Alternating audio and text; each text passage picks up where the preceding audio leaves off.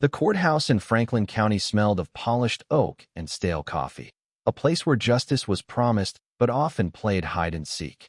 In the back row, Samuel Jeremiah Holt, a black man in his late 60s, sat quietly, his faded army uniform a tapestry of creases and memories. His silver hair caught the dim light, and his hands, scarred from wars long forgotten, rested on his knees. He wasn't here for glory, just to witness a trial for a fellow veteran, a man whose name had been buried under bureaucratic neglect. But as the gavel struck, a shadow loomed. Officer Karen Wheeler, her badge a mirror for her unchecked authority, fixed her pale eyes on Samuel. To her, he was an anomaly, too old, too black, too still in a uniform that whispered of battles she'd never understand. What unfolded next would ripple far beyond the marble walls, shaking a city, a system, and a nation. Wheeler's boots clicked with purpose as she approached, her jaw tight with disdain. "This ain't a museum for relics," she hissed, loud enough for the pews to stir but not for the judge to notice. Her hand darted out, tearing the nameplate from Samuel's chest. The metal clattered to the floor, a sharp accusation in the silence. Then came the kick, swift, brutal, aimed at his shoulder. Samuel's head cracked against the marble step, blood threading down his temple, staining his collar. The courtroom froze, complicity woven into its silence. Wheeler leaned in, her voice a blade. "This place is for people with a future, not ragged soldiers like you." Samuel didn't flinch.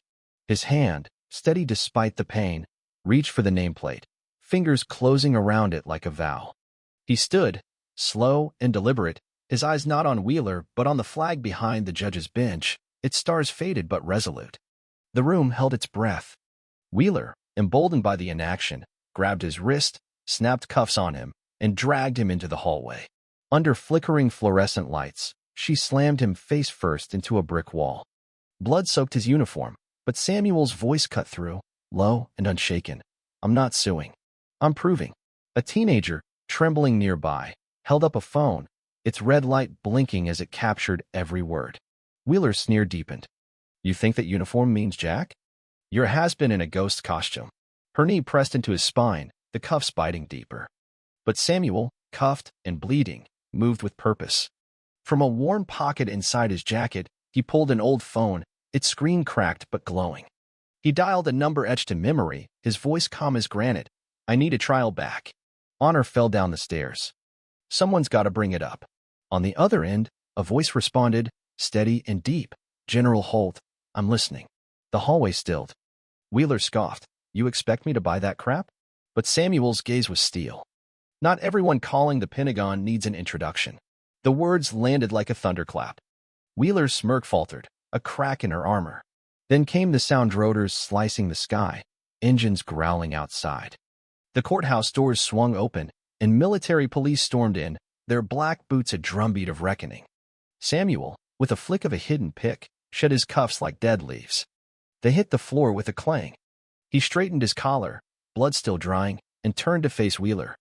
The MP seized her, cuffs snapping shut with finality. Her face pressed against the marble tile, the word justice carved beneath her cheek, mocking her. Samuel's voice was quiet but seismic. "You threw honor down. Kneel to finish what you started." The teenager's video exploded online, hashtags like the general stands igniting across platforms. Wheeler's humiliation, cuffed on the very floor she'd bloodied Samuel on, became a symbol of reckoning. But this was no fleeting viral moment. Samuel's call to the Pentagon unveiled a buried truth. He was a retired brigadier general who'd led strategic operations, a man who'd stood beside presidents and soldiers, his scars a map of wars most had forgotten. Old footage resurfaced Samuel in dress blues, pinning medals on young recruits, his presence commanding even in grainy VHS tapes. The fallout was relentless. Investigations peeled back layers of corruption, exposing Wheeler's history of brutality, buried by city officials like Mayor Thomas Grayson. A leaked recording of Grayson dismissing complaints about Wheeler, "He's just some old black vet. Let him rot," sparked nationwide fury. Veterans signed petitions, demanding Grayson's resignation. A movement grew, not with chants but with silence, people standing outside courthouses, holding folded flags, saying nothing. Samuel, true to form, stayed quiet. He didn't chase fame or grant interviews. Instead, he walked the rows of Arlington National Cemetery, carving names of forgotten soldiers into stones, men erased by paperwork, their sacrifices buried under red tape. One name haunted him: James Carter, a veteran beaten into a wheelchair by a cop years ago, his case sealed under a mayor's signature. Samuel's stand forced James's story into the light. At a hearing in the same courthouse, James faced his attacker, Paul Reed, now a graying ex-officer in a cheap suit.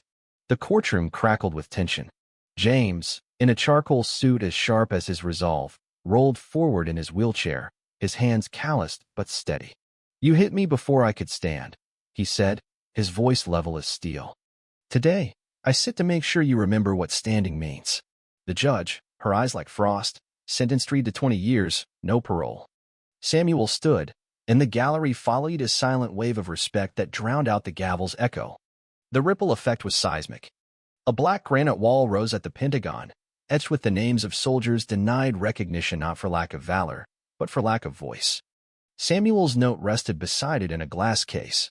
"No one lives forever by rank, only by the names they leave behind." Across the country, bloodstones appeared, makeshift memorials of rusted metal, carved bricks, and dog tags bolted to fence posts, each bearing a forgotten name. In Ohio, a family etched, "He was there, we remember," on a rod at an unmarked grave. In Arizona, a woman left a wrench inscribed, "His honor outlives your records." Samuel's silence became a doctrine, a call to restore what bureaucracy had erased. But the story didn't end with symbols. Samuel's actions unearthed a deeper wound, a pattern of veterans, mostly men of color, dismissed by a system that saluted their service but ignored their pain.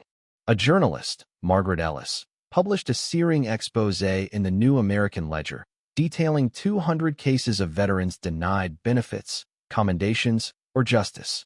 One case chilled readers: a soldier court-martialed for saving a comrade, his record sealed, his mother's letter of pride returned unopened. Ellis wrote, "If Samuel Holt can stand for a James Carter, how many Holts do we need to lift 200 silent names?" The article reshaped curriculums at West Point, forcing cadets to confront uncomfortable truths about honor and neglect. Years later, Wheeler sought to clear her record in a modest courtroom. James, now a senior advisor to the State Human Rights Council, sat in judgment. Wheeler offered no apology, only a petition laced with legalese. James leaned forward, his voice a scalpel. "I'm not waiting for you to speak. I'm waiting for you to understand." Her motion was denied.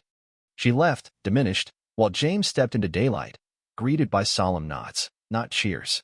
The moment trended online, his quote, "I'm waiting for you to understand," painted on protest signs and classroom chalkboards. Samuel's final act came quietly. On a gray morning, he walked to the Franklin County Courthouse, carrying a folded flag that had once draped James's knees in a VA hospital.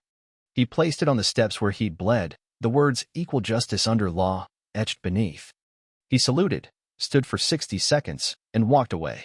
A child whispered, "He's not doing this for views," and phones lowered. The image of the flag, alone on cold stone, became a headline. The most expensive silence of the year. Across the country, flags appeared on courthouse steps, a silent tribute to grief allowed to stand upright. Congress summoned Samuel to testify. He stood for hours, refusing a chair. "I don't sit before those who wrestle with what it means to stand," he said, his words later carved outside the Capitol. The untouched chair was encased in glass, a relic of refusal. Legislation followed the Veterans Recognition and Oversight Reform Act, its pages heavy with Samuel's invisible weight. Samuel died in his sleep, his boots by the door, unpolished but ready. No funeral, no rifles fired. But flags lowered at bases worldwide, and stadiums fell silent during anthems. A statue, the stand-in, rose in Franklin County, no name, just a bronze figure between walls, reflecting dawn and dusk. A plaque whispered, "We survive on those who knew when silence meant more than speech." Samuel's legacy wasn't headlines, but a nation's posture, standing for the forgotten. This story isn't just about one man, it's about honor and justice and the power of silence. Did Samuel's stand truly shift a broken system? Should Wheeler have been offered redemption? What about James's justice? Was it enough? Share your thoughts in the comments, especially on violence and injustice in our lives. Take a stand, voice your perspective, and let's keep this conversation burning.